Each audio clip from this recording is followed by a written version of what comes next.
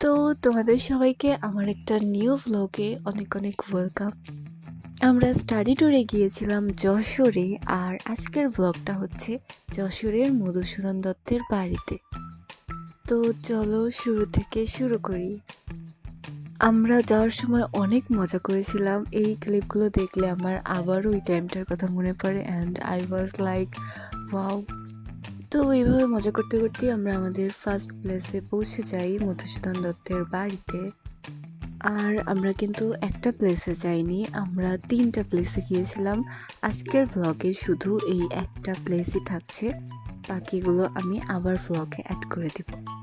বাকি প্লেসের ভ্লগগুলো আমি খুব সুন আপলোড করব আমার ইউটিউব চ্যানেলে। আর এই রোজটা আমাকে দিয়েছিল আমার ফ্রেন্ড রোজ। তো আমি সেটা নিয়ে কিছু ভিডিও নিচ্ছিলাম, ঢং করছিলাম পুরোটা টাইম। এই প্লেসটা কিন্তু বেশ অ্যাস্থেটিক ছিল। এই প্লেসটা এত সুন্দর আর অ্যাস্থেটিক ছিল, আমি অনেক ছবি তুলেছি। আর অবশ্যই এটা ছবি তোলার জন্য একদম পারফেক্ট।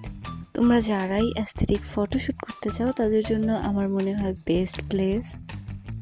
আমি এই জন্যই প্রথম দিকে কোনো ভিডিও ক্লিপ নেই নাই, কারণ প্রথমে অনেক মানুষ ছিল আর তাহলে এত সুন্দর লাগতো না। সবাই যখন অলমোস্ট চলে গেছে তখন আমি এই সেট থেকে ভিডিও নিতে আসছি। তো জাস্ট তোমরা দেখো, এত সুন্দর আর অ্যাস্থেটিক ছিল। এর পরের যে স্পটটা ওটা কিন্তু আরও সুন্দর ছিল, যেটার জন্য আমরা এখন বের হচ্ছিলাম।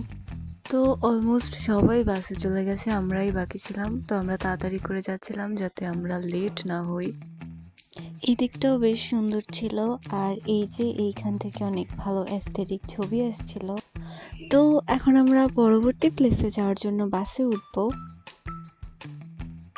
এখন আমরা যাব যশোরের ছাপার বাউর।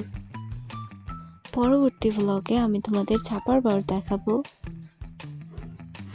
আর এখানে উনি আমাদের বিভিন্ন ধরনের কথা বলে আমাদের থেকে লটারির টিকিট কাটাচ্ছিল। He was very funny. আর তার কথা শুনে আমরাও 2টা টিকিট কেটেছিলাম। আজকের ভ্লগটা এই পর্যন্তই, দেখা হচ্ছে পরবর্তী ভ্লগে ছাপার পাওয়ার।